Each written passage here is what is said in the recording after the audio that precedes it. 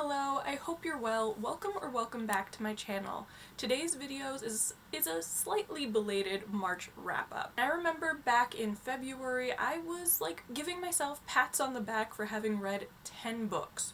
Well, March happened and I read 14 books. 14! I've never read that much in a month in my recollection. I highly doubt I will ever hit that number again, but I am pretty pleased with myself. But keeping that in mind, this is probably going to be a rather lengthy wrap-up, so I would suggest you pause the video here, get yourself a drink, a snack, maybe go on a bathroom break, and then unpause and begin again. But since this is going to be a longer video, why don't we just dive right in? I'm going to divide this video into two halves. The first half is going to be the handful of books that I read that were more like mood reads for me, and then the second half of the video will be the books that I read for the Tropeical Readathon, which was taking place in March. So the first book that I want to talk about is The Bride Test by Helen Hoang. This book was such a treat, but I went into it somewhat nervous, and that's because I read Helen Hoang's other book, The Kiss Quotient, last year. Absolutely loved it.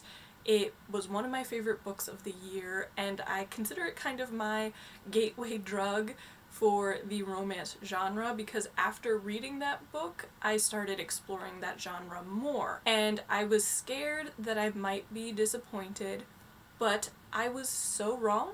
Like so wrong, because I think I might actually like The Bride Test more. I ended up giving it 5 stars. So much like The Kiss Quotient, one of the individuals in the coupling is neurodiverse, and this is actually a character that we were introduced to in The Kiss Quotient, Kai.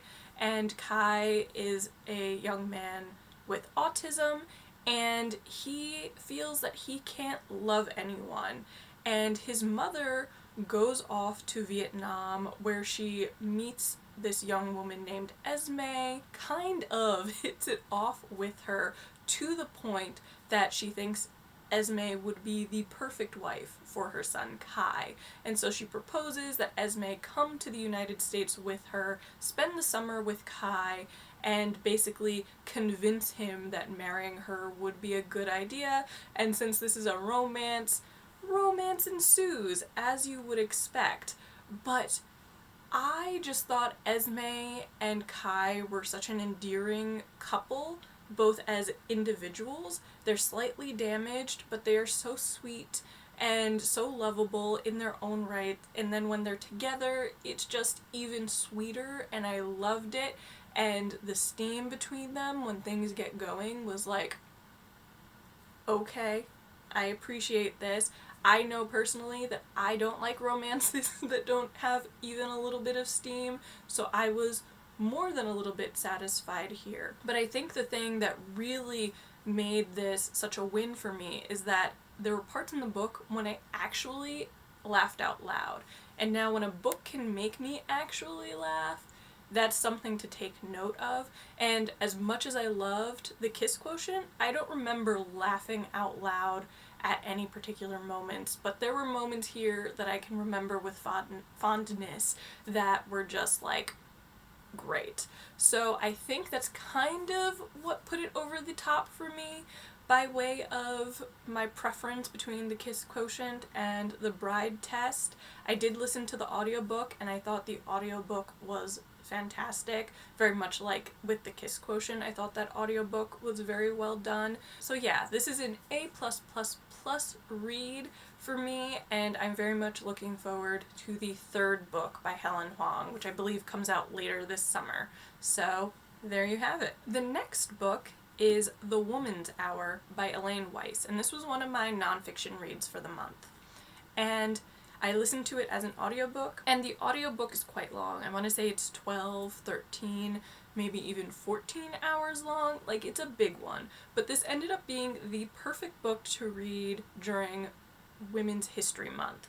So this is a book that is looking at kind of the final moments before the ratification of the 19th Amendment, which gives women the right to vote in the United States. It's looking at this sort of flashpoint in the history of the suffrage movement here in the US. Essentially, they need a 36th state to ratify the amendment, and it comes down to Tennessee. And so a bunch of suffragettes basically descend on Tennessee in order to kind of lead this almost grassroots movement of like knocking on doors, giving big lectures and conventions, and working with the men in the legislative branch of state government to get this law passed. And at the same time, you have the anti-suffragettes also descending on Tennessee and kind of trying to combat everything that the suffragettes are trying to do. And although obviously I know how it ends as far as the ratification going through, women getting the right to vote, I will say that this was a nail-biter. Like, there were some tense moments here, even knowing what would inevitably happen and pass. So I thought that was really good. I really enjoyed this. I gave it 4 stars. I feel like I learned quite a bit from it, which to me is the sign of a good nonfiction. So one of the most eye-opening things for me was the fact that anti-suffragettes, or anti-suffs as they're referred to in the book, were also women. I think naively I just assumed that all women would have wanted suffrage and would have wanted the right to vote, and that wasn't the case. Like, they were some militant anti-suffs trying to knock this ratification down, and that to me was really eye-opening. And the other thing was kind of looking at the racism within the suffrage movement itself, because as the book describes it, a lot of the suffragettes who were really leading this cause and leading the campaign for this kind of cut their political teeth on the abolition movement. And additionally, people like Frederick Douglass were involved and spoke at conventions for suffrage.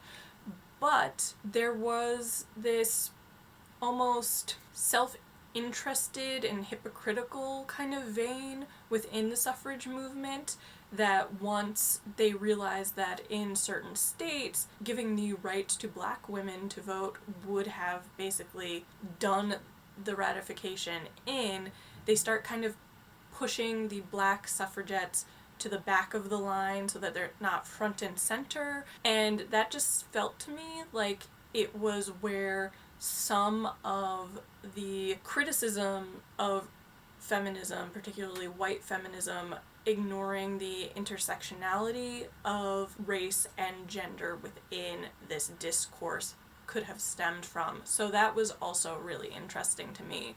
But as I said, I really enjoyed this book, gave it 4 stars. My only thing is maybe it could have been a little bit shorter and a little bit tighter, especially once you get into sort of the legislative section where it's all the lawmakers debating and arguing and all of that mayhem happening.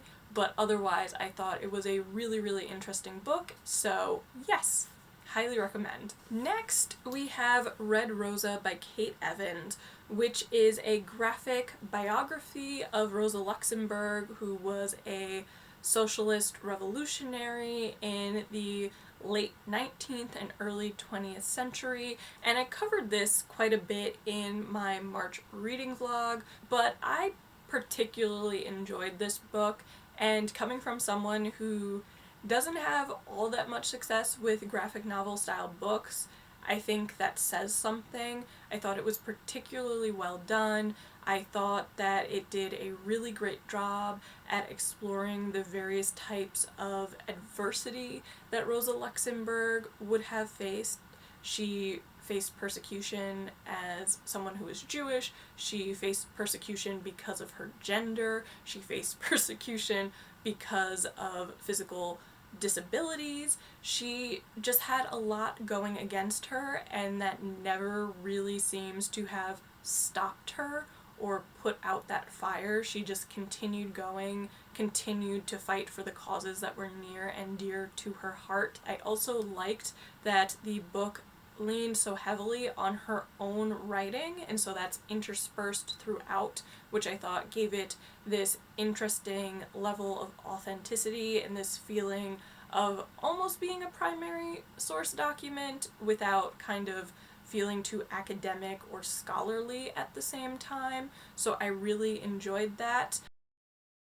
The thing that I would say is that this is a book that can lean kind of heavily on the political theories of Marxism and even Rosa Luxemburg's sort of economic background. There are pages when the author is trying to simplify Marxist doctrine through illustration, and it's an interesting approach, but if you are not into political theory or economic theory, as it were, they can be a little bit dry. Even for me, who studied that stuff, was interested in that stuff, it's a bit of a slog once you get to those sections, but I think they're mostly in the first half of the book, and then once you get past that, it's more about all the goings on in her life, the arrests, the people that she's working with, the different sort of political and cultural moments that she is experiencing and living through.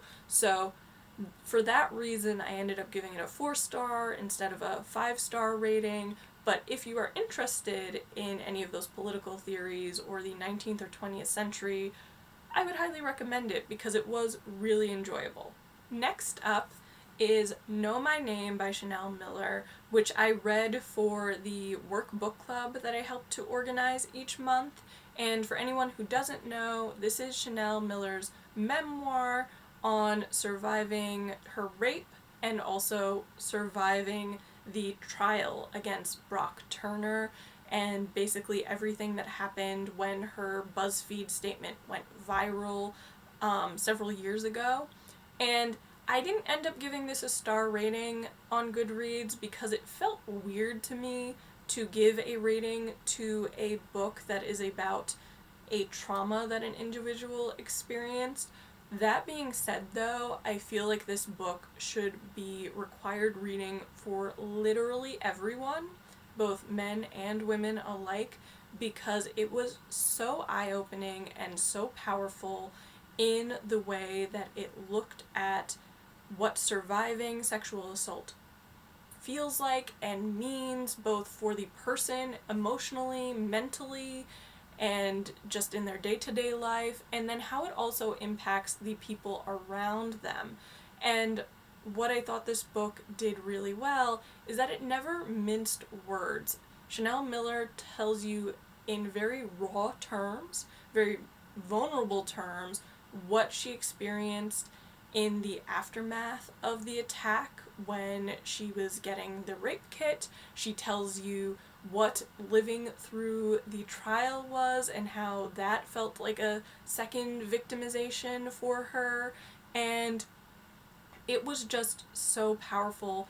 It makes you angry in the way that I haven't felt angry from reading a book since reading The Radium Girls last year, because there's just so much injustice in what she went through, and also just anger and frustration and fear, because as a woman this very easily could have been me or my friends or my sister. Like, you feel it viscerally because it literally could have been anyone, and I think that's the power of it. It is hauntingly relatable. And I think too what it does really well is show you where the system fails the sexual assault victims or survivors.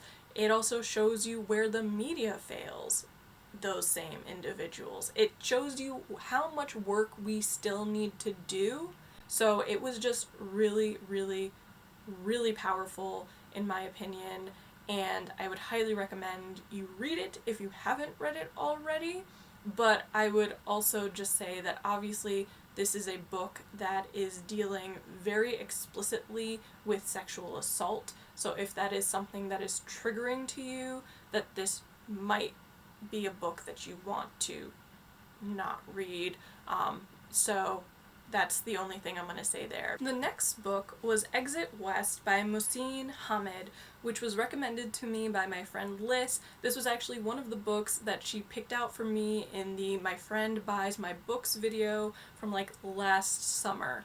And when I saw that she had picked this book, this was the one that I was most nervous about because of the speculative element to it, which felt very heavy.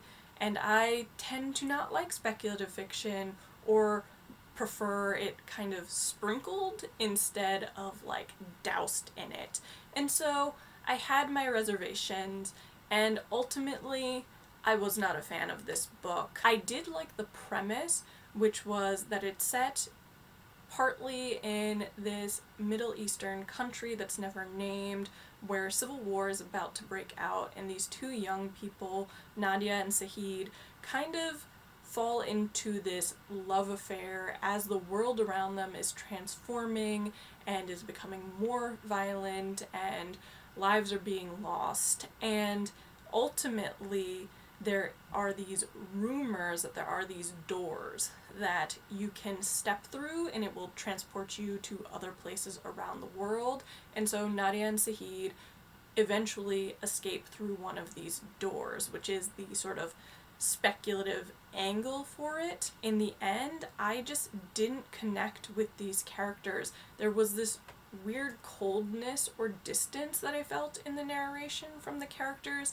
and when I'm reading a book, I'm the type of person that likes to be immersed in the characters, to feel what they're feeling and to feel some sort of kinship with them, and that was not the case here. The narration was very matter-of-fact, almost journalistic in its voice, and that just didn't go over so well with me. I never felt connected to Nadia or Sahid or essentially what was happening in the world around them. I appreciated the fact that this book dealt with the refugee crisis in an interesting way. I respected the fact that it spoke about diaspora and these other elements of belonging or not belonging, and looked at civil war too. But in the end, it was just a no. I think I gave it 2.5 stars, which I rounded up to 3 on Goodreads. My apologies, Liz, but this just ended up not being my favorite book. So it was worth a shot. I'm happy to have read it, but this is a no for me. The next book, and the final book in this mood reading section of the video, is The Woman Before Wallis by Bryn Turnbull, and this is a historical fiction about the affair between Thelma, Viscountess Furness, and then the Prince of Wales and future King Edward of England. And this is the woman that he was having a years-long affair with prior to meeting Wallis Simpson, and he actually jilts Thelma for Wallis in the end. But this was a very frothy type of historical fiction. In tone, it kind of reminded me of the Marie Benedict novel that I read last year on Lady Clementine Churchill. It's very much about sort of high society in both London and New York City during the 1920s and early 1930s. So you have this sort of elitist class who go to all these lavish parties in these gorgeous gowns and drink a lot of champagne and do some drugs and sleep around with each other and just kind of live the life of Great Gatsby. So if you like the Roaring Twenties, you might actually enjoy this quite a bit.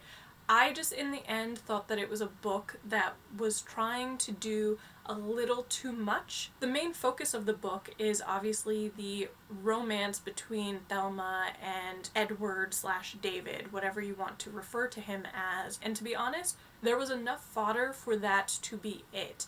But because of Thelma's twin sister being someone who married a Vanderbilt, and because of the fact that there's this custody battle that was sort of all over the newspapers at the time, where Gloria was trying to maintain custody of her daughter Gloria, who is actually Anderson Cooper's mother. The author tried to bring that in and weave it in, and while the sort of Vanderbilt connection is interesting, I didn't think that it was absolutely necessary, if that makes sense. Like, it could have just been a truly linear story of their relationship, and that was it. I ended up giving the book 3 stars. It was enjoyable, fun, but not my favorite thing in the world, you know?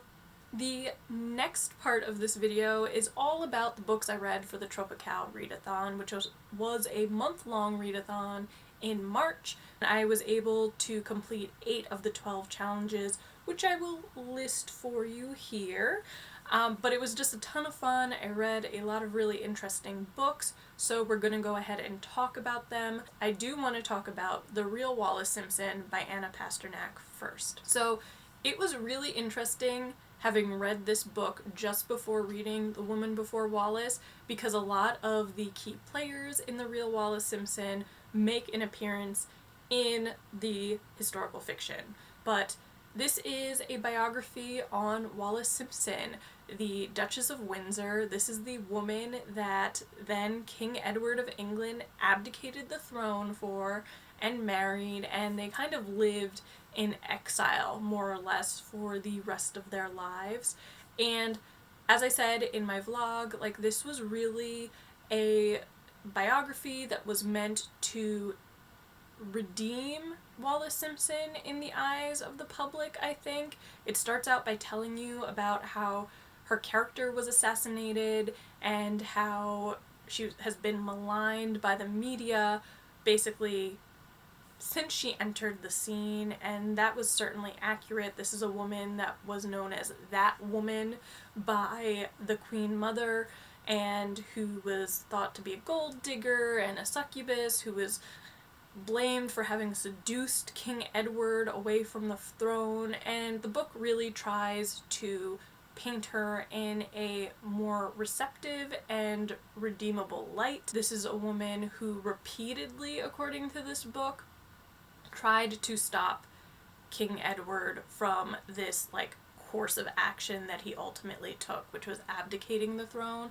Like, she tried to leave him multiple times. She at one point says that she's gonna stop her divorce so that he can't marry her because she'd technically still be married. Like, all of these sorts of things, and King Edward just kind of goes for it, and the end result is that she's the one that the public blames, and he kind of gets off scot-free in this sort of PR battle. I was sympathetic for a lot of what she went through as far as the scrutiny that she was under as this American divorcee who was seen to have taken a very popular monarch away from his people. But this was a very one-sided biography, which is why I ended up giving it 4 stars instead of 5. And when I say that, this book is very heavy-handed in wanting to paint Wallis Simpson as a victim and wanting to make her more likable overall, but in doing that, it really doesn't address any of the problematic elements of this woman. And actually, I remember when I posted my vlog that someone who later deleted their comment said that, wasn't Wallis Simpson really racist? And the answer is yes, basically. And the book really didn't address any of that. I think there was literally a line that kind of says something about racism, but never goes into much detail. So Wallis Simpson was American and grew up in the Jim Crow South, and so she had a lot of racist ideas, as one would expect, having been a white woman growing up in the Jim Crow South.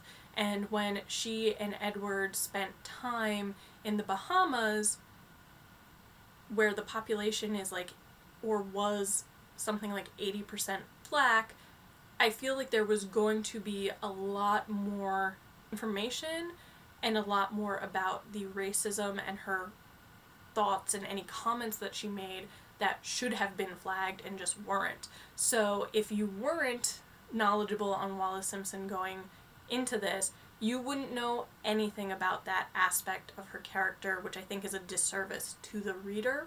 Similarly, the book talks about the alleged sort of Nazi sympathies of Edward and Wallis Simpson, but kind of makes it seem like there's absolutely no way that this could have been possible, like there's no way Edward would have betrayed his country and all of this.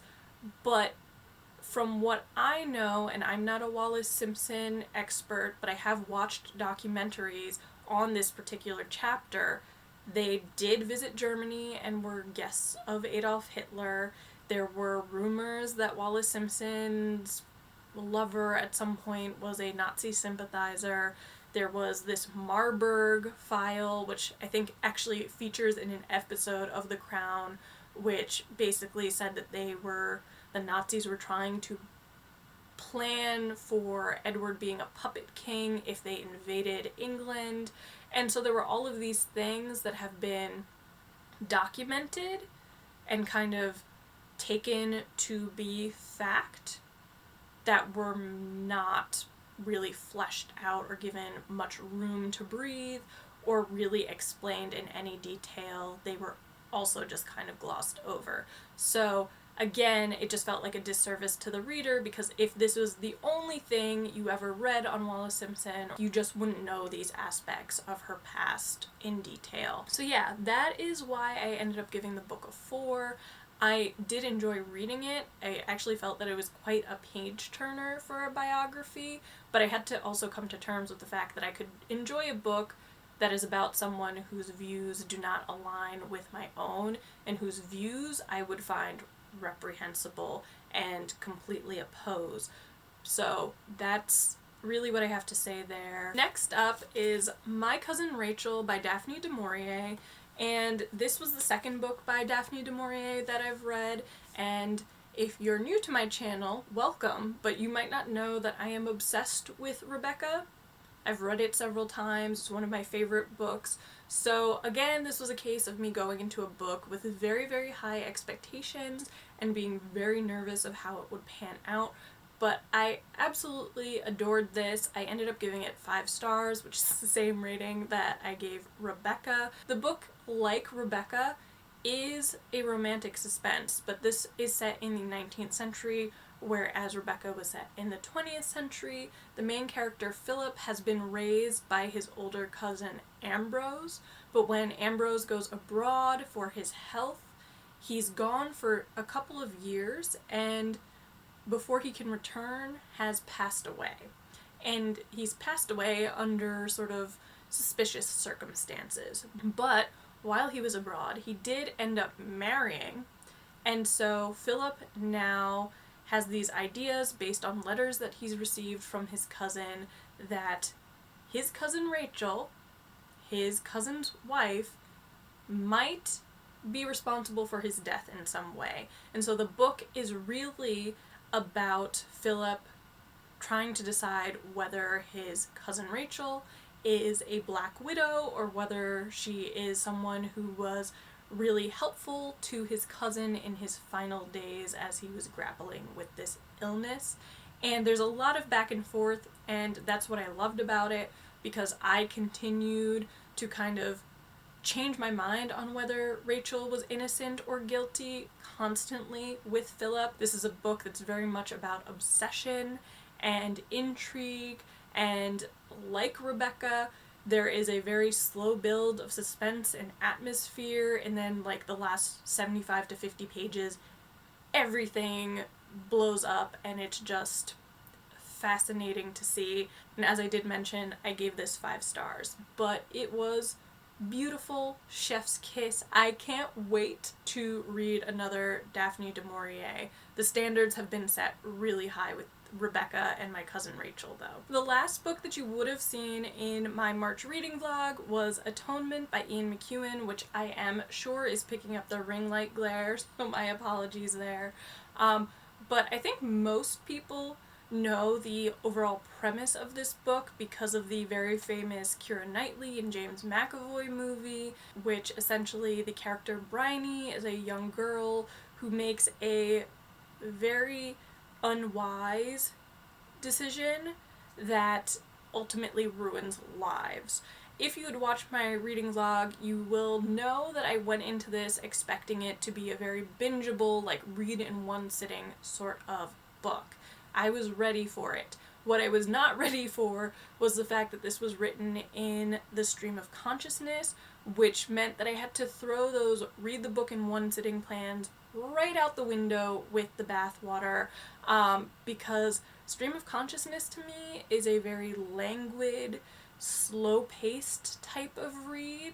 Not to say that there's anything wrong with that, and I ultimately gave this book 4 stars, but it's a different type of read because you are literally following the thoughts of characters as they move about their world, and like us, our thoughts tend to wander and not necessarily be quite that linear. So there are a lot of diversions and there's a lot of information that you're acquiring from reading, but it also gives you, I feel like, such a full understanding of the characters themselves, which I appreciate. And I think that's the beauty of this book, is that the characters are so compelling.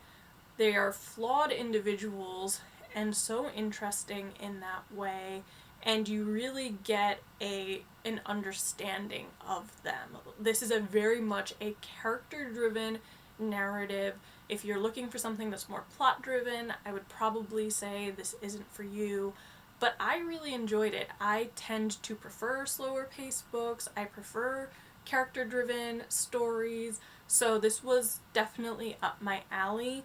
I will say the thing that probably made this book, apart from the writing, which is stunning and made me want to be a writer, apart from that, I think the realism when you get to the kind of latter half of the book, when you're with Robbie in Dunkirk and then you're with Bryony in a hospital in London, the realism of those scenes is just so breathtaking, to the point that if you are squeamish, don't do well with blood and gore or illness or anything of that sort, probably not the book for you, because it is really vivid and detailed in that way. But when you're with Robbie at Dunkirk, like, I was getting flashbacks to the movie Dunkirk. As I was reading, you could almost visualize the scenes from that movie, and similarly, because of the realism element to it, I was getting flashbacks to The Things They Carried by Tim O'Brien, which is about the Vietnam War, but the realism of the soldiers' experience there is also really raw and breathtaking in that way. And it was no less realistic once you're with Bryony in the hospital. So yeah, it ended up being a different type of reading experience than I had anticipated, but I really did enjoy it. This is the second Ian McEwan book that I've read, and I would say that this, of the two, is definitely my favorite, and so I can see why this book is so popular and why the movie is so popular. So there you go. Next up is Tipping the Velvet by Sarah Waters, which is the 4th book by Sarah Waters that I've read in the last year. I described it to my friend as a risque Victorian Gothic novel, and it does have this sapphic romance, which I really appreciated. I would say that of all of Sarah Waters' books, this is probably the one that is the most risque and the most kind of raw sexually. Like, if you are someone who doesn't like explicit sex scenes or smut, I would probably stay away from this book, because some of the sex scenes are quite graphic, but this dark, gritty, sort of Dickensian world that Sarah Waters explores here was truly fascinating to me. You kind of look at the underworld of the theater / vaudeville and living in London, kind of poor at the time, this culture of queerness during the Victorian era, which I don't know how historically accurate it is, but it was really interesting to explore in that way because it was a totally new perspective from anything else that I'd really read, including Sarah Waters' later works. So I really, really enjoyed it and would recommend it if you're looking for something dark and atmospheric with a sort of historical / sapphic vibe to it. But yeah, this is gonna go up there with one of my favorites of hers for sure. The next book is The Glass Woman by Caroline Leah, and this was billed as being an Icelandic Jane Eyre meets Rebecca, which are two books that are very near and dear to my heart. So when I went into this, I had pretty high expectations of it. It's a historical fiction set during the 17th century in Iceland in a very remote location. And one of the things that this book does really well is to give you a sense of atmosphere, what it would be like to live in these remote locations in the very bitter winters when survival is not guaranteed, and just what that might have felt like even psychologically. It does really well painting a picture of the natural world in that these people are so beholden to. The book is about this young woman whose father dies, and to kind of support herself and her mother, she ends up marrying this sort of trader from a remote village that I've been talking about, who is somewhat wealthy and can make sure that her mother is provided for and the people in her home village. And so she moves with him, and in the same way that Rebecca does, live with the sort of specter of her new husband's first wife's mysterious death and all the rumors in the village about what happened to her and that sort of thing. Her husband, John, is very much a Byronic character, kind of in the same vein as like a Mr. Rochester or a Maxim de Winter. There's something like very troubled about him and dark and broody. But overall, I wasn't won over by this. I ended up giving it 3 stars because there were certain things about it that I really did enjoy, but there were other things that just weren't my cup of tea. Like John, the husband, is very misogynistic and expects sort of a biddable, silent wife. And in a lot of ways, Rosa kind of agrees and doesn't necessarily push back against it. So her being this really subservient female character, although probably very historically accurate given the time period that it was set, as a modern woman, just was kind of icky to me. Like, I just didn't like it. It made my skin crawl, and I wanted her to have more of a backbone, or to feel like she had more of a backbone than she actually did. Also, as a trigger warning, there is some discussion of incest in this book, which I also wasn't expecting, so that was kind of weird. But in the end, I just did not connect with the characters enough to say that I loved this. As I said, 3 stars for me. It was interesting. I don't know that I would necessarily call it compelling. There were some interesting things about Icelandic culture and folklore that I liked in here, but again, with me, I am so much into really character-driven stories that when I can't connect with the characters, it falls a bit flat, and that was the case here. So, there you go. Next is How to Love a Jamaican by Alexia Arthur, which is a short story collections about Jamaicans on the island and Jamaicans who have emigrated to the United States. I was really excited about this because, as I've mentioned a few times on my channel, my father's family is from Jamaica, so I felt like this book was going to be something that I could connect to on a very personal level, and in many ways I did. There was something really sort of comfy and cozy when reading the like patois and hearing about the foods people eat and even just some expressions and thoughts that people had. I gave this book 3 stars. As with I think most short story collections, there are going to be stories that you really enjoy and there are those that you could probably do without, and that's how I felt here. As a whole, the short story collection just didn't live up to my expectations. There were parts of it that were very nostalgic and homey, as I said, but there were other parts of it that just didn't connect with me in the way that I would have hoped and that I had really expected it to. I do enjoy the way that it explores sort of the diaspora and that it looks at relationships between parents, especially mothers and their children, the way it looks at sexuality, the way it explores immigration and this idea of home and what that is or what that looks like.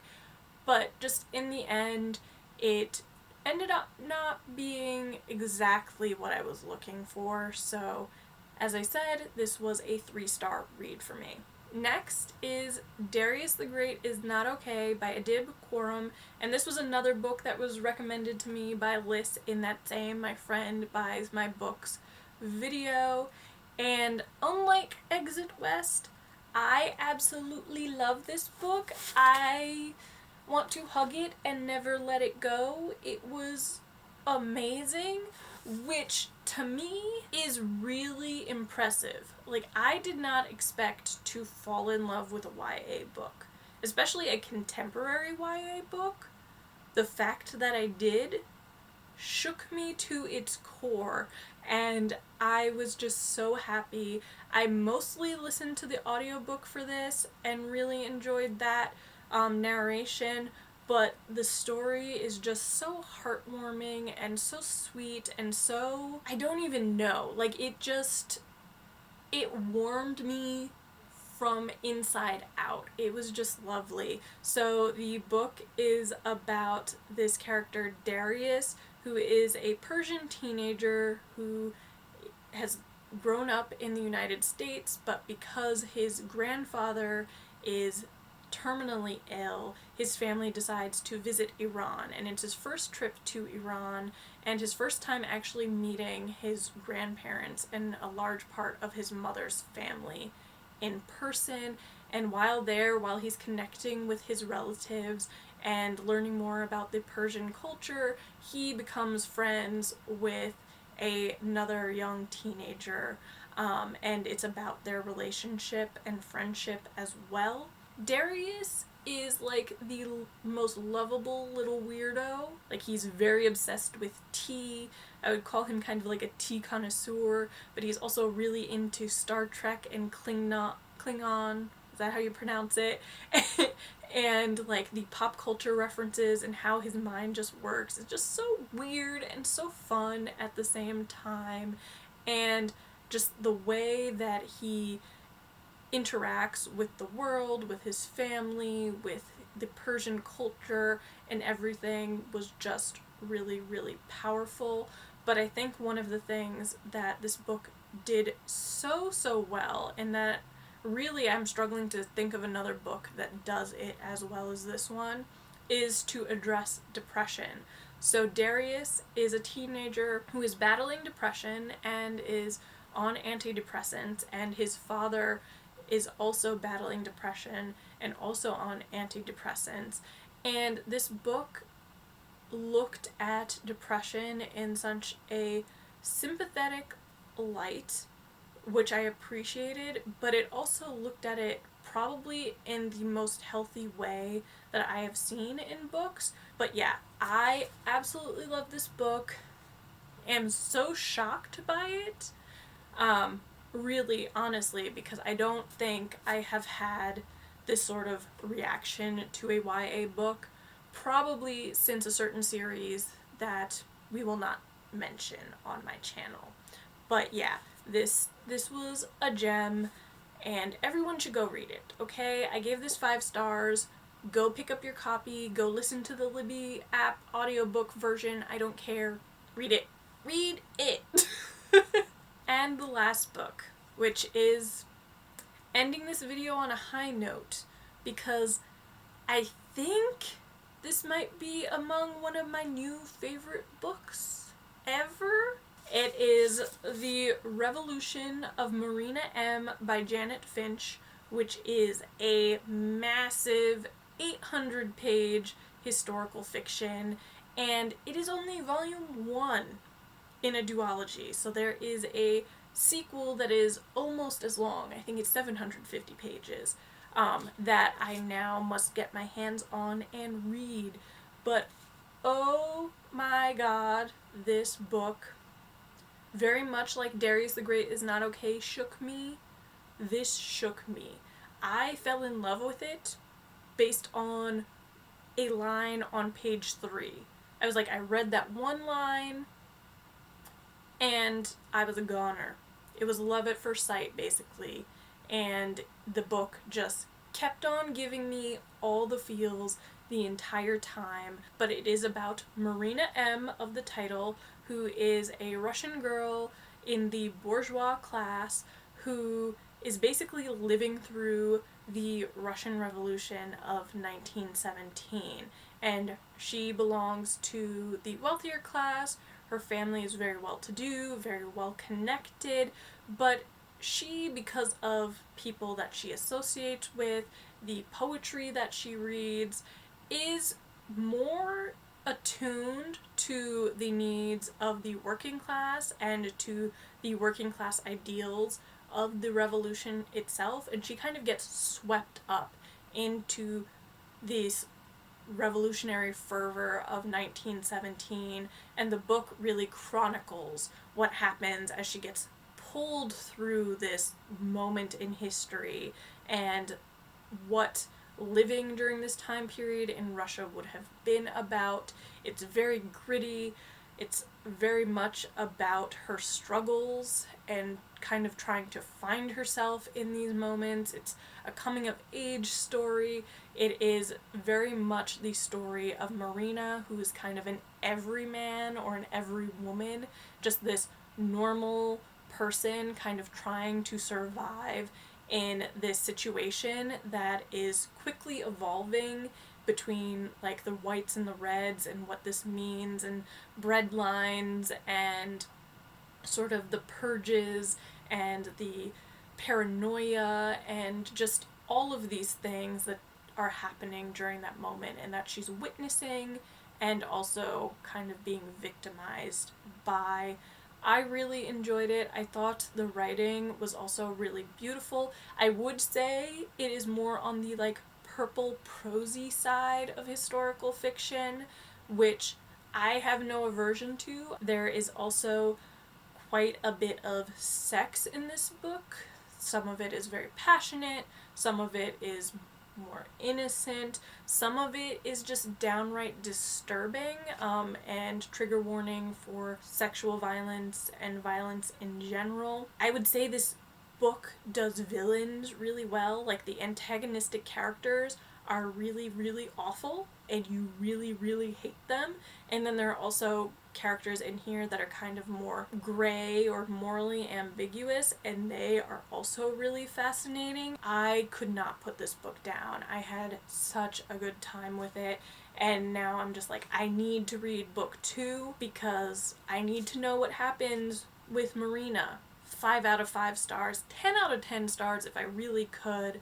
But yeah, possibly a new favorite book of mine. So yeah, I have no idea how long this video is going to be once I edit it, but I'm assuming it's a fairly long one. So if you made it here, be sure to drop that little flamenco dancer emoji, you know the one, the woman in the red dress, in the comment section so that I can give you a gold star because you deserve it. I hope you've discovered some books to add to your TBR, but I would love to know what your favorite read of March was, so be sure to leave that in the comment section as well. As always, thank you so much for watching this video, and if you enjoyed it, be sure to give it a thumbs up, comment and subscribe, and I will see you next time.